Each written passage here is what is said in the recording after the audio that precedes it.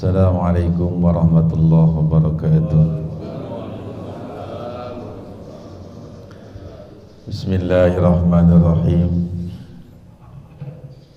Alhamdulillahilladzi hadana biqur'anil karim. Asyhadu an la ilaha illallah wa asyhadu anna Muhammadan abduhu wa rasuluhu sayyidul awwalin wal akhirin. Allahumma salli wa sallim wa barik ala sayyidina Muhammadin wa ala alihi wa sahbihi ajma'in, amma ba'du. Hadratul Mukarramin yang sama-sama kita hormati, jajaran DKI Masjid Al-Hikmah, para asatidz, para guru, para orang-orang tua, Bapak Haji, Ibu Hajah, jamaah sekalian yang insyaallah diberkahi oleh Allah Subhanahu wa taala. Alhamdulillah, pada kesempatan pagi hari ini kita dapat kembali bersilaturahmi, bermuajahah dalam rangka menunaikan ibadah salat subuh berjamaah. Mudah-mudahan amalan ibadah kita diterima oleh Allah Subhanahu wa taala. Salawat beserta salam mudah-mudahan disampaikan kepada Nabi akhir zaman, Rasul pilihan, yaitu Nabi kita Muhammad sallallahu alaihi wasallam, dan atas keluarganya, sahabatnya, serta mudah-mudahan kita sebagai umatnya mendapatkan syafaatnya kelak nanti di yaumil qiyamah. Pada jamaah yang dimuliakan oleh Allah Subhanahu wa taala, pada pagi hari ini kita akan masuk pada bahasan surat yang berikutnya, yaitu surat At-Tin, atau kita nyebutnya surat Wat-Tin wa Zaitun. Surat At-Tin ada 8 ayatnya, merupakan wahyu Allah yang ke-28 dari segi penurunannya. Dia turun sebelum surat Al-Buruj dan sesudah surat Quraisy. Tapi pada penempatannya dia disamakan, ditempatkan pada antara surat Al-Qadr, An-Nasrah, Alam Nasrah dengan surat Al-Alaq. Isi pesan Allah Subhanahu wa taala di dalam surat At-Tin yang pertama adalah tentang kemahakuasaan Allah menciptakan makhluknya, khususnya adalah manusia. Yang kedua, pesan Allah di dalam surat At-Tin ini adalah bahwa keindahan, kebagusan lahiriah belum tentu menunjukkan akan keindahan dan kebagusan secara batiniah. Seringkali kecantikan dan ketampanan justru membawa fitnah dan membawa kecelakaan. Karena itulah maka di sisi Allah pada akhir surat ini menunjukkan bahwa tetap iman dan amal solehlah yang bisa menyelamatkan manusia bagaimanapun hidupnya. Kekayaan dan kemiskinan bukanlah soal di mata Allah Subhanahu wa taala. Kecantikan dan ketampanan serta kesempurnaan badan bukanlah jaminan ia mulia di hadapan Allah Subhanahu wa taala. Berapa banyak kita saksikan orang dengan keterbatasannya, justru ia mendapatkan tempat yang tinggi derajatnya di manusia atau di sisi Allah Subhanahu wa taala. Maka dalam surat ini Allah ingin menegaskan kepada kita, yang pertama, syukuri hasil penciptaan Allah Subhanahu wa taala. Karena tiap manusia selalu diberikan hikmah dari penciptaannya. Yang kedua adalah jangan memandang jelek terhadap ciptaan Allah bagaimanapun bentuknya, karena kita tidak pernah bisa mencipta sebagaimana yang diciptakan oleh Allah Subhanahu wa taala. Kemudian yang ketiga, tentunya dalam penciptaan itu angkat derajat kita dengan amal baik. Qimatul mar'i biqadri ma yuhsinuhu. Harga diri seseorang tergantung kepada seberapa besar kebaikan yang pernah dia lakukan.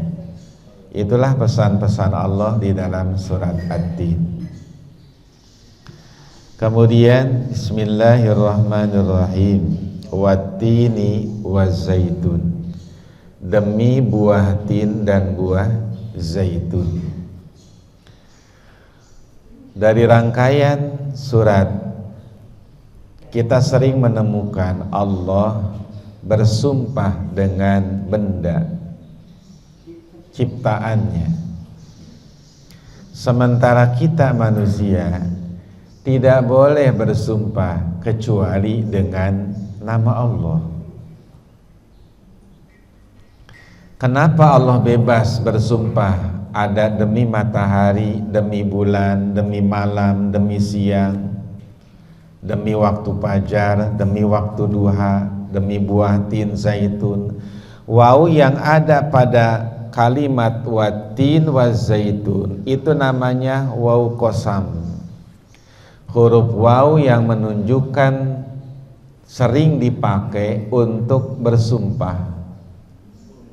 Maka harkat yang ada pada akhir kalimat itu ditandai dengan harkat kasroh, sehingga dibaca watini wazaituni, padahal dia awal kalimat. Jadi kalau kita ingin tahu apakah ayat ini, kalimat ini sumpah atau bukan, kita lihat harokatnya. Kalau setelah huruf waw pada kalimat itu lalu diakhiri dengan harokat kasroh, itu menunjukkan sumpah. Padahal kalau awal kalimat itu dalam bahasa Arab selalu menggunakan dhammah. Karena apa? Dia namanya mubtada, awal kalimat. Tapi kalau awal kalimat itu ada huruf waw dan diakhiri dengan kasroh, itu menunjukkan sumpah. Dan Allah banyak menggunakan kalimat itu. Makanya di dalam kitab Jurumiyah, ilmu nahu yang paling dasar, wa huruful qasami, huruf-huruf qasam, huruf sumpah itu ada 3. Waw, ta, ba. 3 huruf sumpah. Wallahi, tallahi, billahi. Ini huruf yang digunakan sumpah di dalam bahasa Arab. Maknanya sama, demi Allah juga. 3 huruf itu maknanya tetap demi Allah. Wallahi demi Allah, tallahi demi Allah, billahi juga demi Allah. Maka bersumpah itu namanya huruf sumpah. Tapi kalau Bapak bilang wallahu, itu bukan sumpah, karena artinya dan Allah. Tallahu ya bukan sumpah, karena domah ujungnya. Maka yang dianggap sumpah adalah wallahi. Karena itu maka makhluk kita tidak boleh bersumpah dengan menggunakan benda lain. Demi pohon rambutan, ya nggak bisa. Atau demi bapak saya, ya nggak bisa. Kita manusia tidak boleh bersumpah dengan menggunakan benda lain. Tapi Allah boleh menggunakan apapun yang Allah ingin jadikan sumpah. Pertama, kata ulama, kenapa Allah menggunakan sumpah dengan benda-benda ciptaannya? 1, Allah bebas. Allah tidak perlu ditanya kenapa melakukan itu.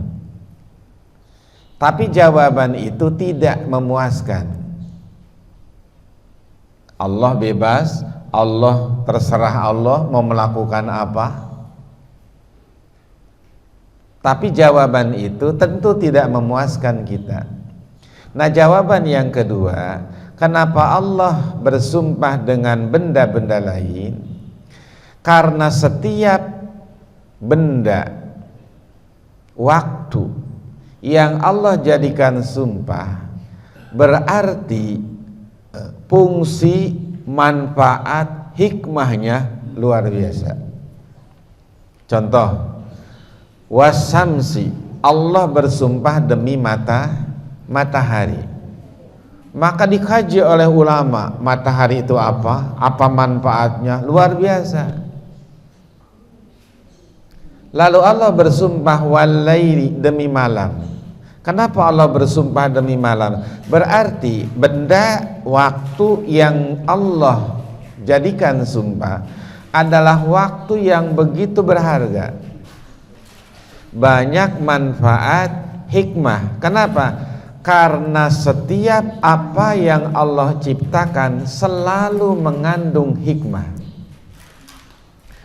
Kan Allah menciptakan itu bukan karena tujuan. La gordo fi fa'lin min af'alillah. Allah itu menciptakan bukan karena tujuan. Karena kalau Allah menciptakan karena tujuan, berarti ada kepengenan, ada kebutuhan. Sementara Allah qiyamuhu binafsihi, enggak butuh yang lain. Maka yang ada pada ciptaan Allah itu adalah hikmah.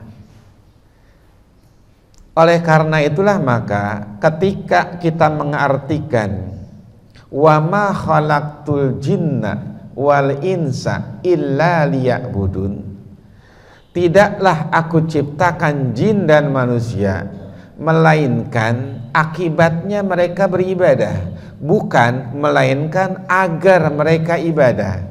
Kalau dimanai agar mereka ibadah, berarti Allah butuh dengan ibadah kita, padahal sama sekali enggak. Maka huruf lam pada kalimat liya'budun bukan lamnya, bukan lil hikmah atau lil manfaat, tapi lam itu adalah maknanya lil akibat. Jadi akibat karena kita diciptakan, lah kita harus ibadah kepada Allah sebagai tanda syukur kita kepada Allah.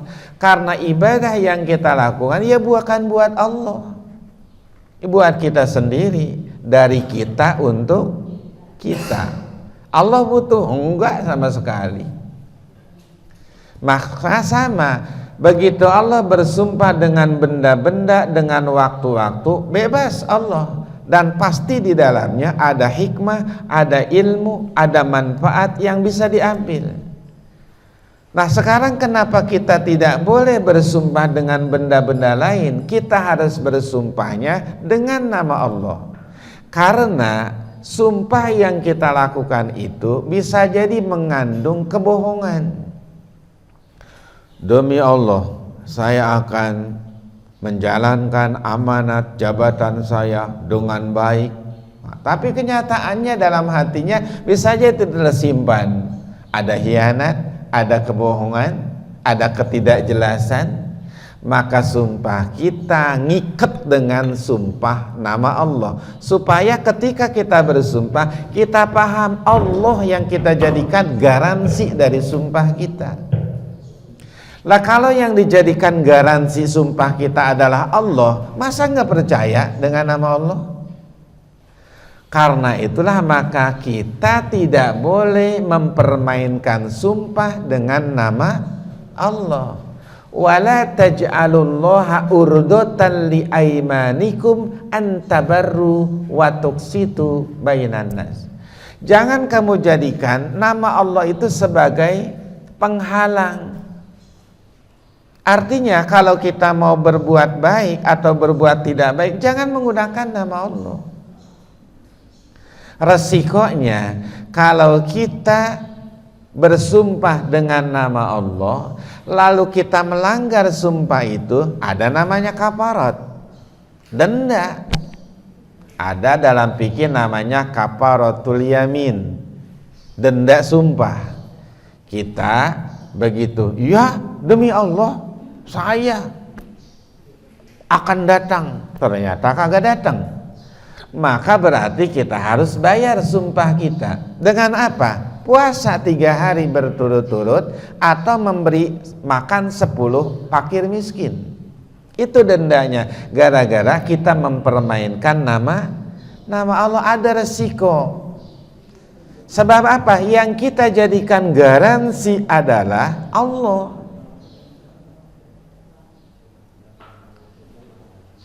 Sehingga kemudian kalau sudah orang bilang demi Allah, mestinya kita yakin. Demi Allah, pokoknya nanti saya datang. Harusnya kita yakin, udah. Setiap hal-hal yang menggunakan nama Allah, mestinya kita tetap yakin. Kalimat nih, insya Allah. Mohon kehadirannya Bapak nanti, insya Allah. Berarti garansi kita nama Allah. Kita yang mendengar kalimat itu sudah yakin. Yakin bagaimana? Yakinnya bukan yakin dia datang, tapi yakin bahwa segala sesuatu terjadi dengan adanya izin Allah. Manusia hanya punya rencana. Kalaupun misalkan dia sudah bilang insya Allah saya datang, tapi ternyata tidak datang, berarti ada campur tangan Allah yang tidak menjadikan dia bisa datang. Bagaimana dengan resiko bahwa itu hanya alasan dia untuk tidak datang? Lebih bagus daripada kemudian dia bilang saya datang tapi ternyata tidak, tanpa menggunakan insya Allah. Lebih bagus dengan insya Allah, walaupun mungkin dia bohong tidak mau datang, tapi lebih aman. Artinya orang yang mendengar ketika saudaranya mengatakan insya Allah, berarti garansi nama Allah, sudah pasrahkan kepada Allah. Kalimat itu tidak salah. Kenapa? Karena menggantungkan rencana itu kepada Allah. Sama dengan bersumpah. Ketika orang bersumpah dengan nama Allah, bahkan diperkuat dengan Al-Quran di atas kepalanya, itu sudah luar biasa. Allahnya disebut, Qurannya di atas kepala, resikonya luar biasa. Ketika dia melenceng dari sumpah itu, apa resiko yang terjadi? Disumpahin. Jadi bukan sumpah jadinya, jadi disumpahin. Karena itulah maka kemudian manusia enggak boleh dia bersumpah dengan menggunakan benda lain. Sebab apa? Kemungkinannya dia akan banyak hal-hal yang di luar pengetahuan manusia. Dalam hatinya, mungkin nanti saya harus ngembaliin duit yang pakai waktu saya nyalon, bisa jadi begitu. Atau mungkin nanti kalau saya jadi misalkan ketika bersumpah nanti saya akan begini-begini. Hal-hal yang buruk bisa saja terjadi dalam diri manusia. Kenapa? Karena kita tidak maksum. Kita tidak maksum, tidak terpelihara dari dosa. Beda dengan Rasulullah, beda dengan para nabi. Kita kemungkinan nyelewengnya 80% ketimbang lempengnya. Maka karena itu kita tidak boleh menggunakan sumpah menggunakan benda atau makhluk ciptaannya. Tapi kalau Allah bebas. Kenapa? Karena kalau orang tidak yakin terhadap nama Allah, berarti dia meragukan kekuasaan Allah. Sementara nama Allah garansi terbesar dunia akhirat. Bayangkan, Allah menciptakan surga segitu hebatnya hanya untuk orang yang nerima kalimat la ilaha, nama Allah. Neraka diceritakan begitu dahsyat dan begitu pedihnya hanya bagi orang yang nolak kalimat la ilaha illallah. Maka nama Allah tuh nama yang paling besar, berat. La yaskulu ma'a ismillah syai'un. Enggak ada yang berat dibandingkan dengan nama Allah. Oleh karena itulah maka ketika orang sudah menyebut demi Allah, udah yakin. Apapun nanti yang terjadi, itu di luar kemampuan kita. Urusan dia dengan Allah subhanahu wa ta'ala. Nah karena itulah maka Allah di dalam ayat ini bersumpah dengan watini wazaitun. Ayat pertama, demi buah tin dan buah zaitun. Ulama banyak menafsirkan ayat ini. Pertama, buah tin adalah buah yang dimakan oleh Nabi Adam alaihissalam ketika di surga. Kita nyebutnya buah huldi kan? Padahal buah huldi itu buah yang kalau dimakan bisa kekal, namanya buah huldi. Itu omongan iblis. Jadi iblislah yang nyebut itu buah huldi. Dia ngomong begini ketika nggoda Nabi Adam, hal adullukuma ala sajaratil khuldi wa mulkil la yabla. Kan Nabi Adam dibilang sama Allah, wala taqraba hadhihi syajarah fatakuna minaz zalimin. Jangan deketin pohon itu, kata iblis. Kenapa engkau dilarang deketin pohon itu? Diprovokasi sama iblis. Apa sebabnya? Enggak tahu kan? Kata Nabi Adam, ya enggak tahu, aku menurut aja. Kata iblis, hal adullukuma ala sajaratil khuldi wa mulkil la yablak. Aku tunjukkan kepadamu. Kenapa engkau dilarang makan buah itu? Itu adalah pohon yang buahnya bisa menjadikan engkau kekal di surga ini dan punya kekuasaan yang tidak akan habis. Jadi supaya engkau kekal di sini, itu makan itu. Maka disebutnya, kita nyebutnya buah khul, padahal kata ulama itu adalah buah tin. Buahnya mirip tomat dan isinya juga begitu. Ada yang manis, ada yang asam, tapi lebih cenderung manis. Nah, buah tin ini kata ulama adalah merupakan buah surga. Salah satu buah atau tanaman yang akan ada di surga adalah buah tin. Buah tin, buah pisang, nah itu ada di surga tuh. Makanya pisang itu buahan surga.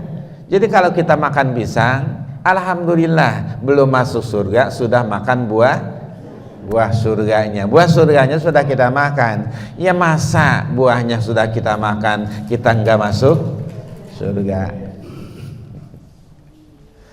Oleh karena itulah kemudian buah tin. Maka kata kedokteran, siapa yang makan buah tin, dia akan sembuh dari penyakit wasir. Jadi ambeien, wasir itu makan buah tin.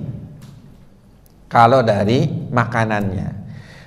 Kalau dari doanya, man qara'a alamain amina minal bawasir.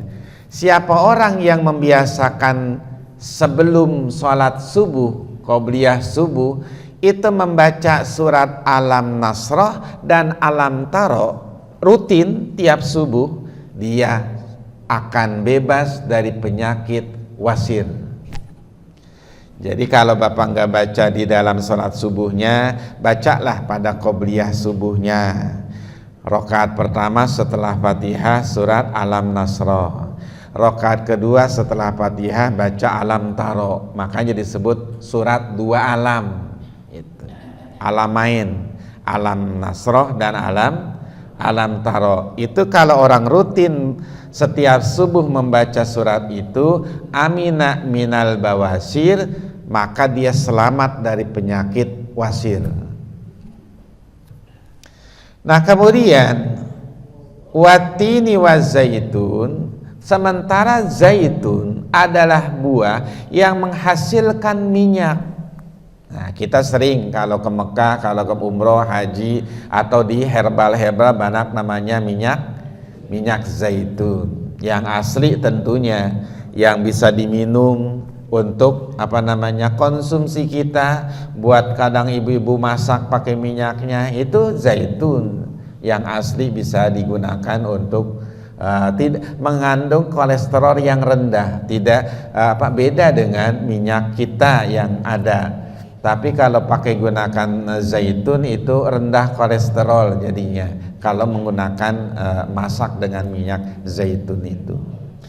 Nah, ada ulama lagi yang mengatakan watini wa zaitun adalah tempat di mana Nabi Isa memperoleh wahyu.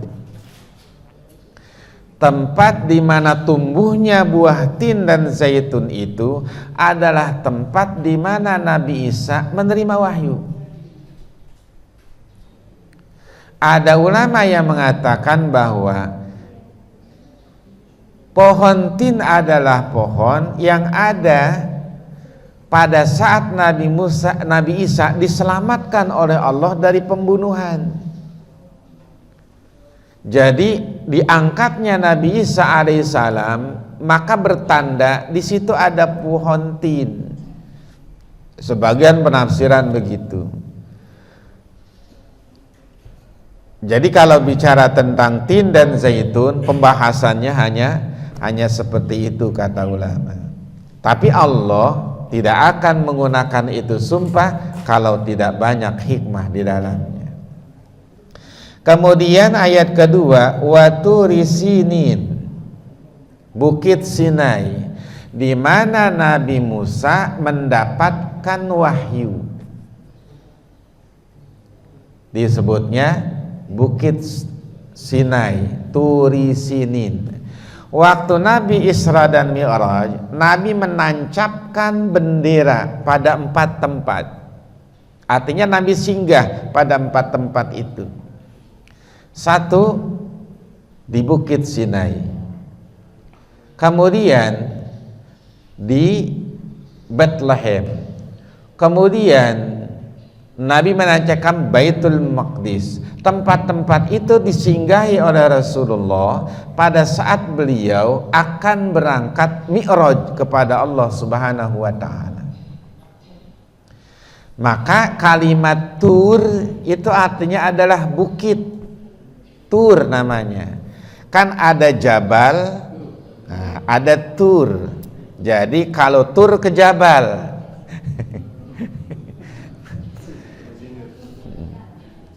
Tur ke gunung namanya.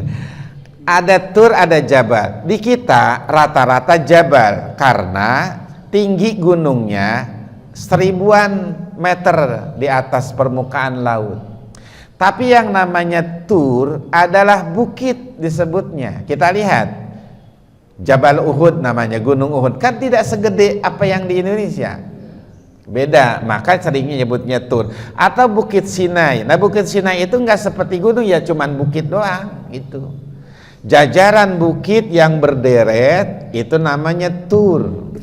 Sementara tidak ada pohon-pohon di sana. Ya tumpukan tanah pasir aja begitu. Batu-batu. Kalau di kita kan memang benar-benar gunung, ada isinya, ada macan, ada monyet, ada segala macam. Jabal disebutnya gunung. Kan kalau udah nyebut gunung gede pasti, apalagi kalau namanya gunung gede.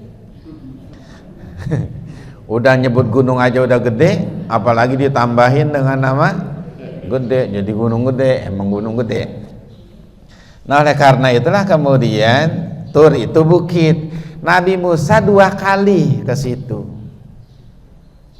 Pertama, ketika Nabi Musa alaihi salam lari dari Firaun. Kenapa? Ada kasus pembunuhan. Nabi Musa kan anak angkatnya Firaun.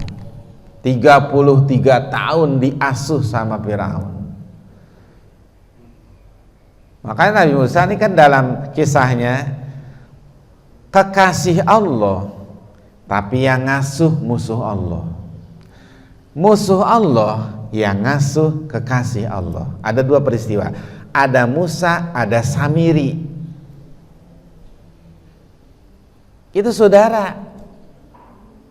Tapi beda cerita.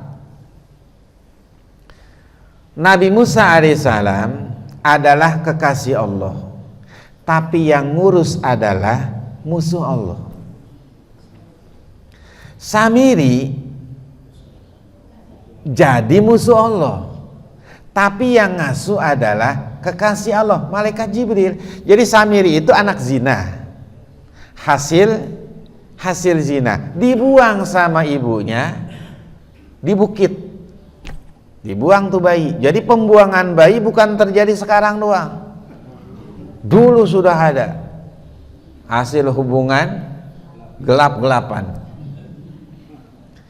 Ketika kemudian dia dibuang, malaikat Jibril lah yang ngurus dia. Dikasih minum air susu, keluar dari jari malaikat Jibril buat minum Samiri. Sampai dia besar. Maka Samiri kenal betul malaikat Jibril. Pada saat menyeberang lautan, itu kan Samiri kenal, oh itu yang naik kuda Jibril, kenal dia. Dan dia paham setiap tanah yang diinjak oleh kuda malaikat Jibril, itu pasti kalau dimasukkan benda lain akan hidup, berpengaruh. Maka dia ambil tanahnya, karena dia paham betul malaikat Jibril yang ngasuh dia. Nah, apa hikmahnya? Musuh Allah yang ngurus kekasih Allah, kekasih Allah yang ngurus musuh Allah. Apa maknanya? Nah, kadang dari orang tua yang jahat lahir anak yang baik. Kadang dari orang tua yang baik lahir anak yang itu. Selalu begitu. Misalkan ada orang tua, ini anaknya nih 3, yang 2 mah pinter bener, pinter, cerdas. Kenapa yang 1 oon? Atau misalkan jadi nggak cerdas gitu, bego misalkan. Apa hikmahnya? Padahal ibu bapaknya sama. Ya, ibu kandungnya, bapak kandung. Kemudian lahir anak 2 cerdas. Tapi kenapa yang 1 bodoh? Padahal makannya ya itu, orang tuanya itu, dari susu yang itu, dari uang biaya yang dari situ juga, kantong yang sama. Kenapa bisa beda? Ternyata hikmahnya Allah ingin menjadikan orang tua itu tidak sombong dengan kecerdasan anaknya yang 2. Kalau cerdas semua akan jadi sombong hatinya. Anak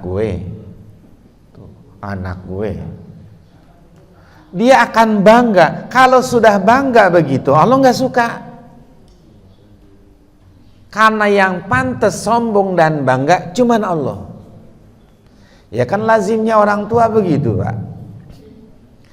Ya, siapa orang tua yang tidak bangga, tidak merasa hebat ketika anaknya lah cerdas, pinter, bikin status tiap hari.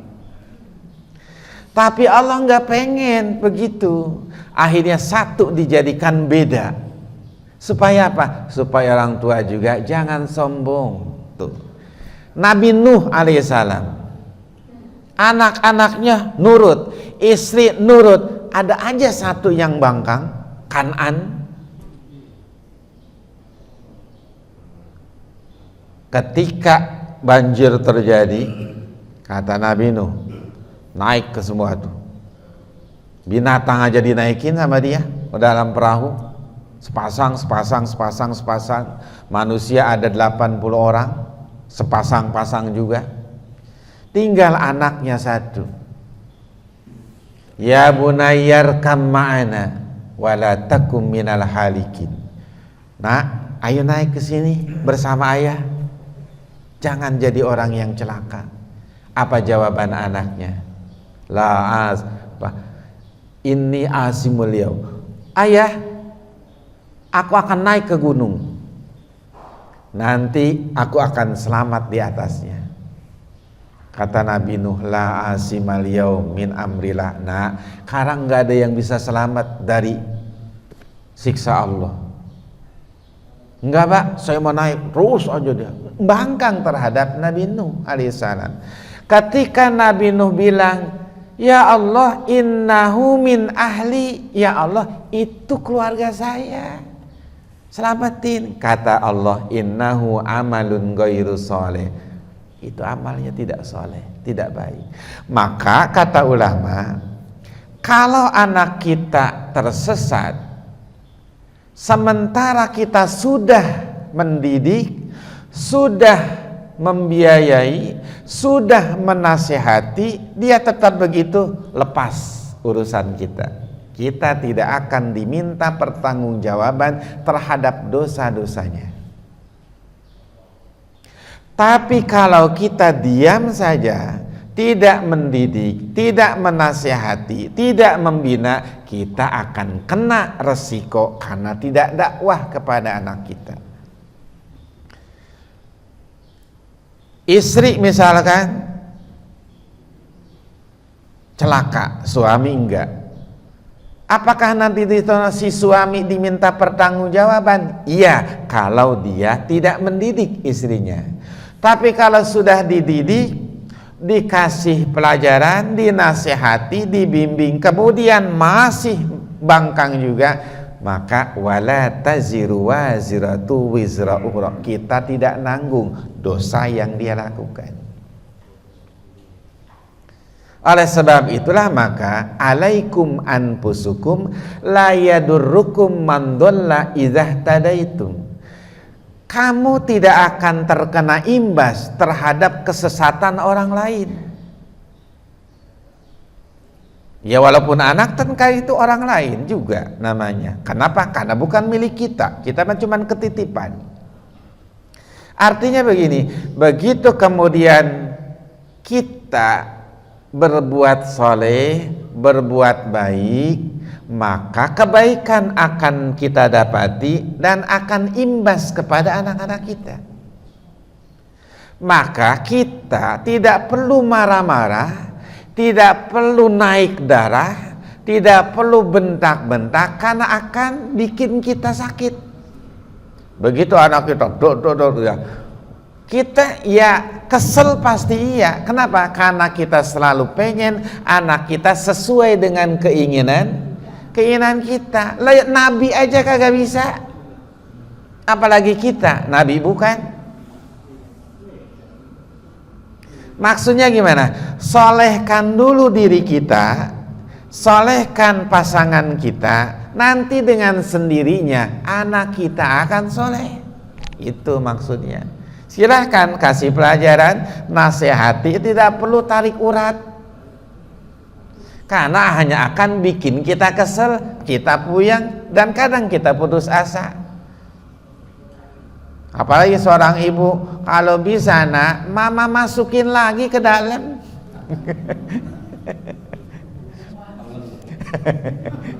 Sampai segitunya. Artinya dia juga Allah yang pegang. Maksudnya gimana? Kadang ayahnya soleh, ibunya soleha, ada anaknya yang tidak soleh. Itu hanya menunjukkan kita ini nggak sempurna. Itu maksudnya. Pertama itu, bahwa kita memang tidak sempurna. Tidak seluruh keinginan kita akan sesuai dengan kenyataan. Maka kita sadari kita makhluk yang lemah, suruh nyandar kepada yang maha. Maka banyak di dalam Quran doa, Rabbi habli minas solihin, Rabbana hablana min azwajina wa zuriyatina qurrata waj'alna lil muttaqina imama. Cuman sayang doanya anaknya udah gede. Kenapa? Dari mulai perut doainnya.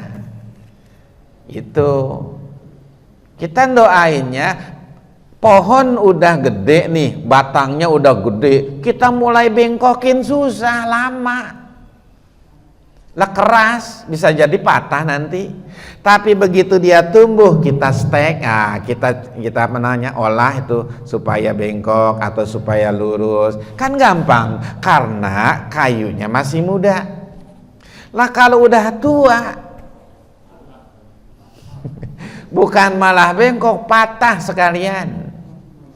Itu kemudian akhirnya kata ulama bahwa takhayyaru linutopikum, pilih ya. Kalau nanam itu ya dipersiapkanlah sawahnya. Kalau orang mau nanam padi misalkan, kan digarap dulu sawahnya, dibersihin, kecoanya diilang-ilangin, rumputnya dibersihin tuh kan, kemudian dikasih buat penyubur, airnya biar cukup, nah baru nanam. Jangan masih bala, banyak binatangnya, udah ditanemin, nah nggak beres tubuhnya, banyak hamanya. Artinya kalau orang ketika dia berhubungan dengan istrinya, ya banyaklah doa, bersihin dulu. Kan istri kita adalah ladang kita, yang namanya ladang ya kan kita turun ke situ. Maka kemudian artinya ya silahkan doakan, tapi dari awal jauh lebih efektif gitu maksudnya. Orang celaka, dia sudah celaka semenjak dalam kandungan ibunya.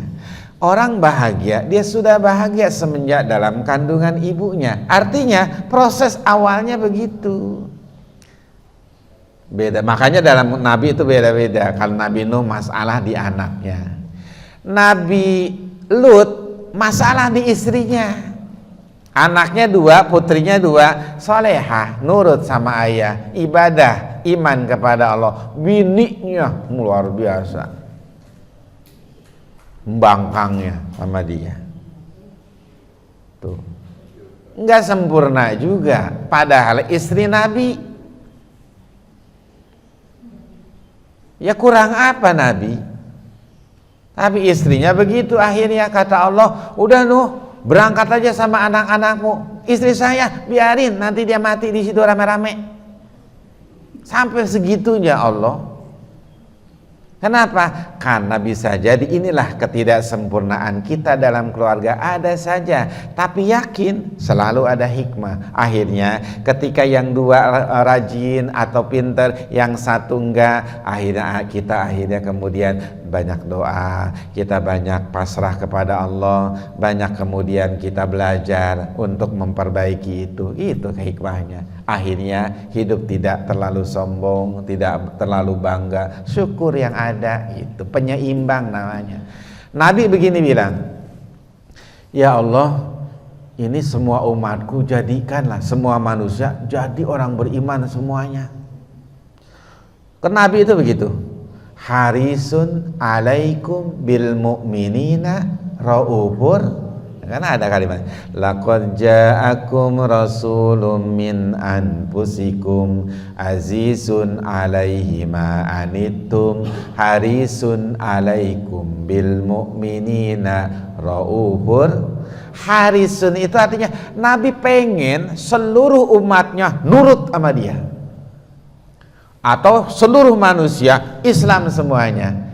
Tapi kata Allah, enggak bisa Muhammad, enggak bisa. Wa minhum man amana wa minhum man kafara. Ada yang kafir, ada yang enggak nurut, ada yang nurut. Itulah isi dunia. Artinya kita boleh berharap, kita boleh berdoa, tapi ketentuannya hanya milik Allah yang nentuin. Kita nggak bisa. Bahkan paman Nabi sendiri, Abu Thalib, yang pasang badan setiap ada kasus yang menimpa Nabi, belain mati-matian dengan jiwa dan hartanya, begitu meninggal, apa yang terjadi? Tetap dia tidak mau mengucapkan 2 kalimat syahadat. Nangis Nabi, tapi itulah ketentuan Allah. Kata Allah, innaka lan tahdi man ahbabta walakinnallaha yahdi may yasha.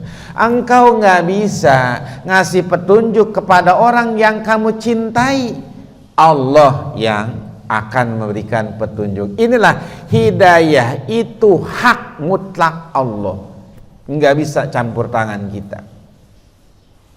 Maka kita harus bersyukur Allah takdirkan kita orang beriman. Karena banyak orang yang tidak ditakdirkan untuk beriman kepada Allah. Syukur kita harus banyak. Makanya sholat itu dilakukan sebagai pembuktian rasa syukur kita kepada Allah Subhanahu wa ta'ala. Nah, Nabi Musa, begitu Nabi Musa lagi jalan nih ceritanya, udah jadi pemuda. Lalu ada pasukan Fir'aun, tentara Fir'aun berantem dengan kaum Nabi Musa, Bani Israel. Kan kalau Fir'aun namanya kaum Kibti disebutnya. Nabi Musa, Bani Israel. Itu penjajah, ini yang dijajah. Penjajahnya kaum Kibti, yang dijajah Bani Israel. Begitu kemudian berantem tuh, dilihat oleh Nabi Musa berantem antara tentara Fir'aun dengan kaumnya seorang. Begitu berantem kan kalah tuh Bani Israel. Nah, orang dia tentara, Nabi Musa datang belain kaumnya. Ditempeleng itu tentara, jeprot. Nabi Musa itu kalau marah uratnya kayak kawat, tangannya keras, orangnya gede tinggi, wah tamparannya luar biasa, jebret, langsung KO. Langsung KO. Begitu dibawa ke rumah sakit, menghembuskan napas terakhir. Mati dihajar oleh Nabi Musa. Luar biasa. Dia memang tidak bisa bicara jelas, tapi fisiknya luar biasa Nabi Musa. Temperamennya tinggi, orangnya gagah. Makanya kalau dakwah dia mah berdua dengan Nabi Harun. Nabi Harun pinter ngomong, tapi enggak punya wibawa. Dicuekin sama kaumnya. Ngomongnya mah bisa, pinter. Nabi Musa enggak bisa ngomong, tapi wibawanya luar biasa. Tuh. Makanya kalau dakwah berdua, Harun ngomong, biar saya tungguin di sini. Gitu. Akhirnya yang ngomong terpaksa mustaminya dengerin karena takut sama Nabi Musa. Tuh, makanya kalau dakwah dia berdua, amplop bagi dua.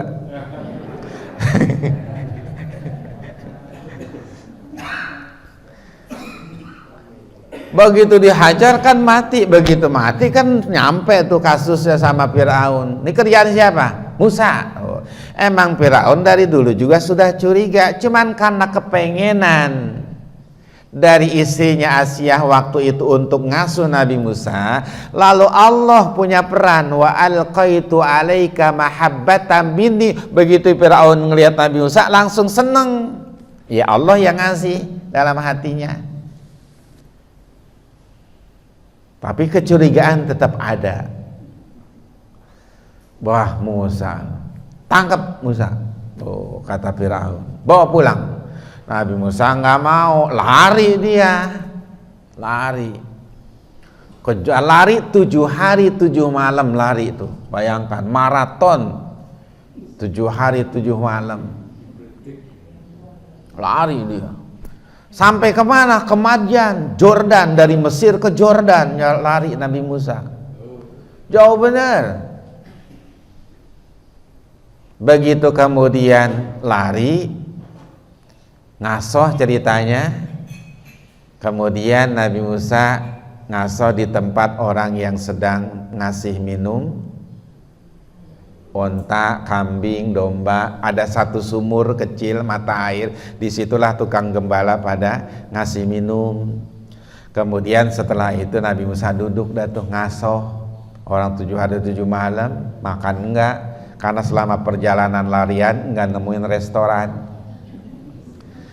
Akhirnya kemudian Nabi Musa duduk dari situ.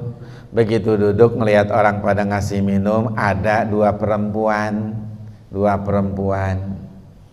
lagi nuntun embe tuh, mau ngasih minum tapi nunggu laki-laki pada selesai, di belakang gini aja nungguin antrian. Kata Nabi Musa nanya, maaf Neng, emang sumurnya cuman atu, mata airnya cuman 1 emang? Iya Pas. Ya karena Nabi Musa waktu itu dari Purwokerto. Iya Mas, cuman natu ini gitu. Nggak ada yang lain. Ada sih sebelah sono tuh, cuman mata airnya ketutup batu besar. nggak mampu diangkat oleh 10 orang juga karena saking besarnya batu nutupin mata air itu. Oh, kata Nabi Musa, yaudah saya coba, saya angkat ya. Tuh, datang Nabi Musa tuh, diangkat oleh Nabi Musa, batu yang tidak bisa diangkat 10 orang diangkat sendiri oleh Nabi Musa. Tuh, akhirnya Neng udah tuh kasih minum di situ. Nah dua perempuan itu kagum kan, ada pemuda ganteng, tinggi besar, kuat lagi badannya, luar biasa. Terkenang-kenang kan pada pertemuan pertama. Gitu. Akhirnya ternyata siapa? Dua perempuan itu putrinya Nabi Syuaib. Nabi Syuaib kedua. Karena Nabi Syuaib itu kata Nabi saya gini, Neng kenapa? Neng yang ngasih minum, yang nuntun embe, yang ngangon embe, emang nggak ada orang laki itu? Nggak punya saudara laki. Kata si perempuan itu, bapak saya ada, cuman udah sepuh, jangankan nuntun kambing, bisa jadi ketarik sama kambing, udah tua. Nggak mampu, kami anaknya gantiin. Di mana? Ada di rumah. Itu ada di rumah. Kemudian setelah itu selesai itu, Nabi Musa kemudian ngasoh lagi deh tuh di bawah pohon. Nggak lama ngasoh di bawah pohon, udah sepi itu semuanya. Si perempuan itu datang lagi berdua, datang sendiri. Namanya Safura, kita nyebutnya Safira namanya. Kemudian datang, Bang, ya ada apa nih, balik lagi. Abang disuruh ke rumah sama siapa? Sama bapak. Ngapain? Liyazyaka ajroma saqaitalana. Karena abang udah bantuin kami kan ngangkat batu tuh, sehingga kami bisa ngasih minum embe-embe kami itu. Kata Nabi Musa, saya adalah manusia yang kalau berbuat baik tidak pernah mengharapkan balasan. Kata Nabi Musa, saya tidak pernah minta berharap dapat balasan apapun dari manusia. Kata Nabi Musa begitu. Tapi kata perempuan, enggak Bang, abang diundang aja ke rumah sono sama bapak, ditungguin di rumah. Oh gitu Neng, ayo. Akhirnya jalan tuh berdua. Begitu jalan berdua, si perempuan itu di depan, kemudian angin datang, angin gede, tuh. Otomatis roknya naik tuh perempuan, betisnya kesingkap. Itu. Begitu betisnya kesingkap, kata Nabi Musa, Neng berhenti dulu. Ada apa? Gini aja dah, Neng di belakang, abang di depan. Nanti belok kanan atau belok kiri ngomong aja. Tuh, karena apa? Nabi Musa jengah. Karena harus ngelihat itu. Tuh. Kalau kita kan biarin aja. Mumpung gratis. Enggak, Nabi Musa mah, Neng buru-buru sini nih. Neng di belakang jalannya, abang duluan. Nanti belok kanan belok kiri bilangin ya. Gitu. Itu Nabi Musa supaya tidak ngelihat lagi. Gitu. Lah beda sama mata kita mah. Nah, kalau kita mah terus angin. Nabi Musa terpelihara dari situ semua. Akhirnya kemudian ketemu dengan Nabi Syuaib alaihis salam. Cerita tuh kenapa sampai di sini, asalnya dari mana? Tuh, saya dari Mesir. Oh, jauh bener sampai kemari. Iya, saya jadi buronan Firaun. Tuh. Karena di situ Firaun tidak punya kekuasaan. Tuh, akhirnya bebas tuh. Nah, kemudian akhirnya cerita-cerita itu kata Nabi Syuaib, ya udah tinggal dulu di sinilah.